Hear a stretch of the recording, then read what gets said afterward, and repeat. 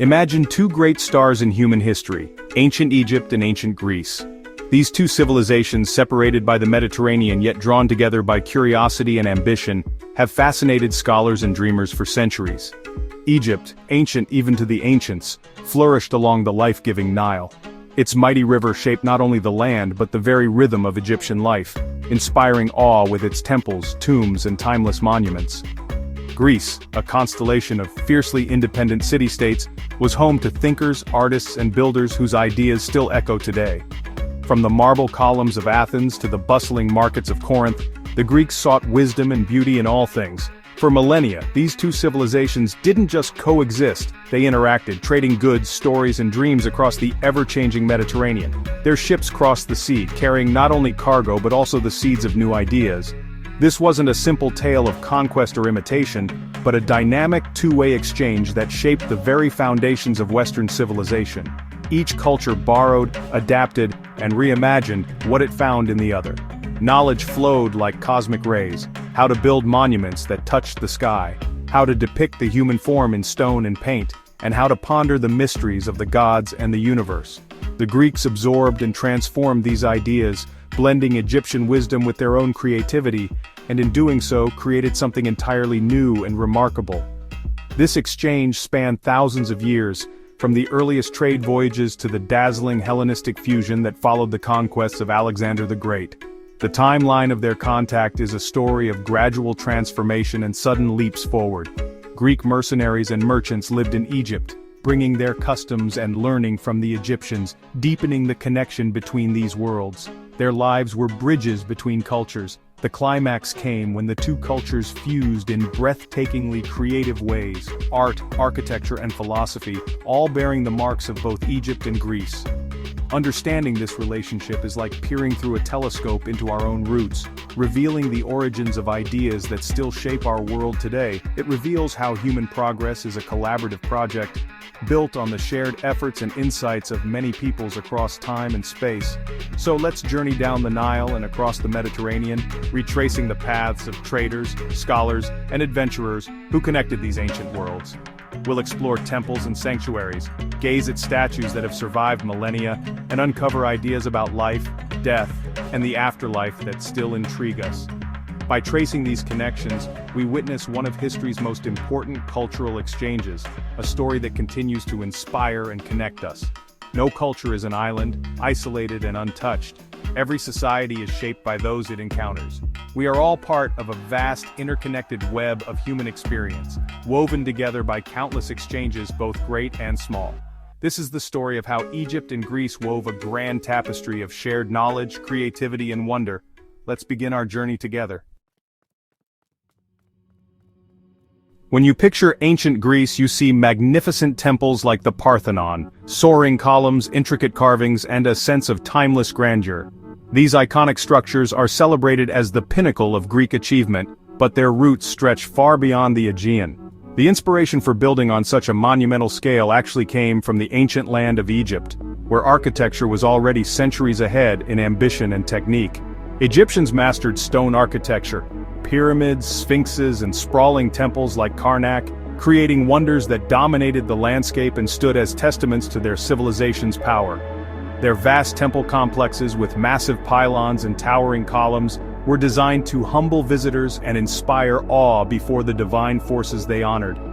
Early Greek travelers, accustomed to building with wood and mud brick, were utterly awestruck by Egypt's stone marvels. The sheer scale and permanence of these structures left a lasting impression.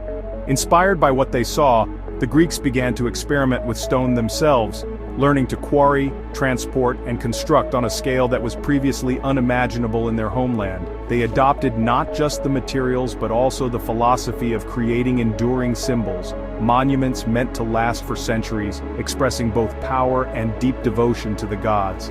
Even the layout of Greek temples, processional paths, sacred courtyards, and the alignment with celestial events echoed Egyptian designs, blending function with spiritual meaning.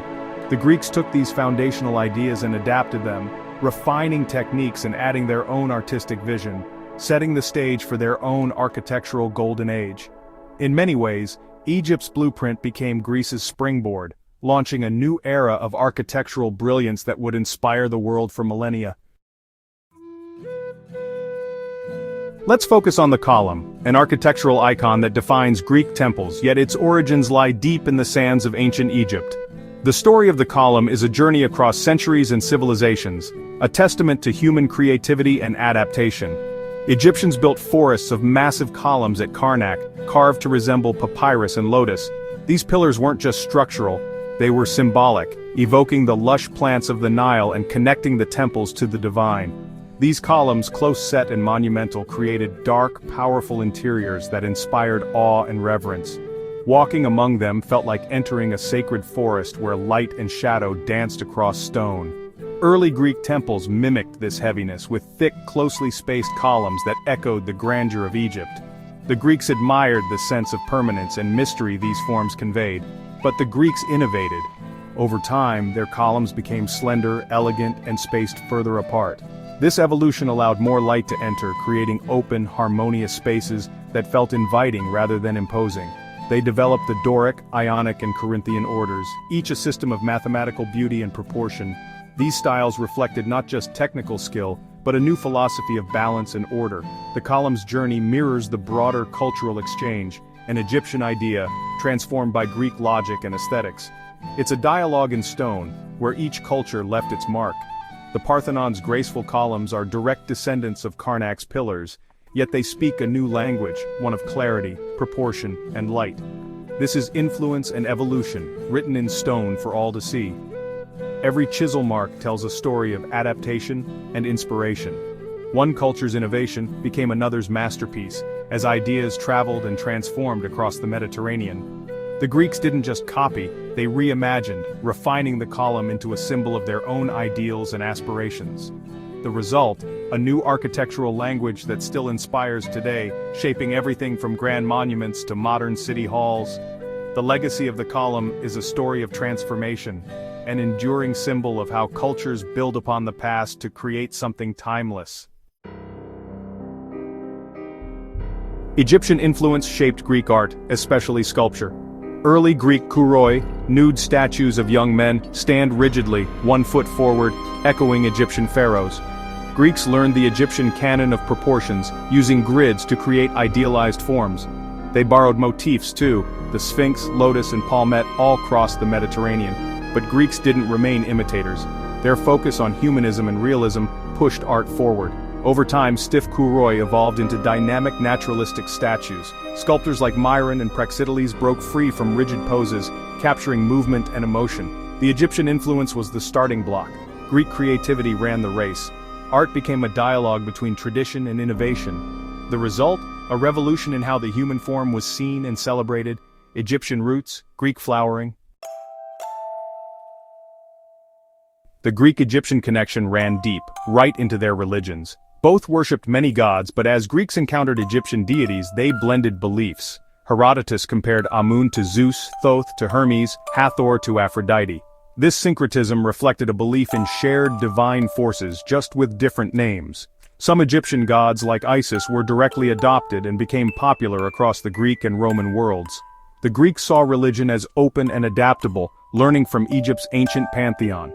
This spiritual exchange enriched both cultures, creating a complex religious landscape. It's a testament to the power of openness in belief.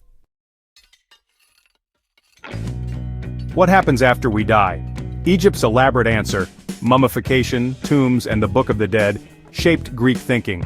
Early Greek afterlife was a shadowy Hades, but contact with Egypt introduced ideas of judgment and moral consequence. Greek mystery cults and philosophers like Plato developed concepts of soul, judgment, and reincarnation, echoing Egyptian beliefs. The soul's journey and the weighing of deeds became central themes. Greeks debated and adapted these ideas, focusing less on mummification and more on ethics and the soul. Egypt's detailed theology provided a framework for Greek philosophical exploration. The result, a richer, more nuanced vision of life, death, and morality. The quest for meaning became a shared legacy. How did these ideas travel? Through trade and human connection. The Mediterranean was a highway, not a barrier. Ships carried goods, people, and beliefs. Greek merchants established trade routes with Egypt, especially for grain. Pharaohs created Naucratis, a Greek trading post on the Nile Delta, a melting pot of cultures. Greeks built temples, lived alongside Egyptians, and exchanged ideas daily. The process peaked with Alexandria, founded by Alexander the Great. Alexandria became the intellectual capital of the ancient world, blending Greek and Egyptian traditions. Its library and museum attracted scholars from everywhere, accelerating cultural fusion. Translation of Egyptian texts into Greek made ancient knowledge accessible. Cities like Naucratis and Alexandria were crucibles of innovation. After Alexander, the Hellenistic period saw Greek and Egyptian cultures fuse like never before. The Ptolemaic dynasty ruled as both Greek kings and Egyptian pharaohs. Art blended styles. Greek realism met Egyptian tradition, as seen in Fayum mummy portraits. The new god Serapis was created to unite Greeks and Egyptians, a blend of Osiris, Apis, Zeus and more. Serapis's cult spread across the Mediterranean, symbolizing this new hybrid world.